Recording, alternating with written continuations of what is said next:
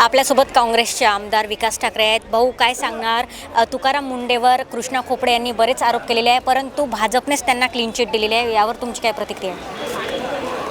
मला वाटते की प्रत्येक आमदार आणि अधिकारी यांच्यामध्ये समन्वय असला पाहिजे.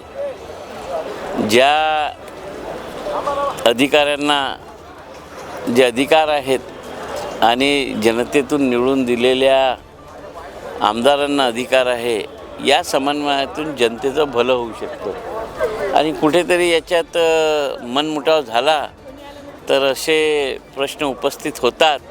येणाऱ्या दिवसात दोघांनी आपली कार्यपद्धती सुधरवली, जर आमदारांच्या हक्काचा भंग झाला नाही, कारण की त्यांना जो हक्क मिळतो त्याचा भंग झाल्यावरच तो काही प्रकरण करतो, तर अधिकाऱ्यांनी सुद्धा याची दखल घ्यावी असं मला वाटतं. भाऊ, वेगळ्या विदर्भाचा प्रश्न आहे. उद्धव ठाकरे म्हणालेत की विदर्भ हा महाराष्ट्राचाच भाग आहे, वेगळा विदर्भ करण्याची काही गरज नाही. आता विदर्भाचा मुद्दा मागे पडला आहे, कारण की जे लोक विदर्भाचा मुद्दा ओढत होते ते सर्व लोक आता शांत झाले आहे. मग ते कोणत्याच पक्षाचे राहो, सगळ्यांचं कुठं ना कुठं ॲडजस्टमेंट झाल्यामुळे विदर्भाचा मुद्दा हा आता बंद झालेला आहे असं मला वाटतं.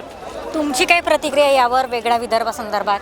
नाही, आता यावर अनेक कमिट्या बनल्या, अनेक मोठमोठे नेते मागच्या काही वर्षापासून याच्यात आंदोलनं चालू आहे.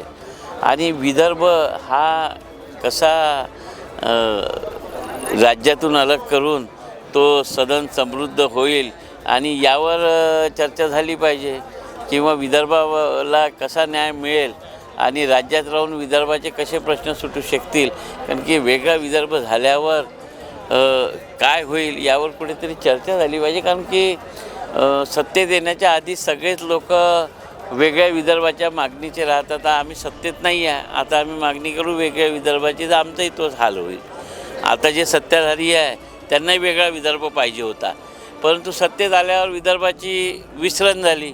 म्हणून मला वाटते की आपण यावर, आता आम्ही सत्तेत नसताना काही बोलणं अवघड आहे.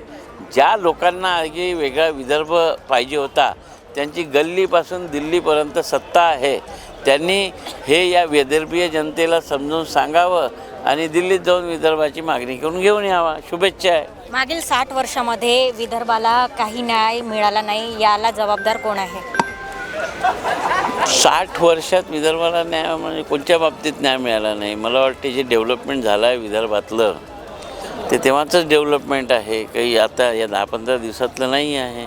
आणि म्हणून मला वाटतं की प्रत्येक वेळी जे जे मुख्यमंत्री होते त्यांनी विदर्भाच्या प्रती आपली भूमिका केली आहे. यावेळेस असेल तर मला वाटते की विदर्भातले मुख्यमंत्री आहे तर जास्ती विदर्भाला न्याय द्यावा अशी विदर्भीय जनतेची मागणी असू शकते.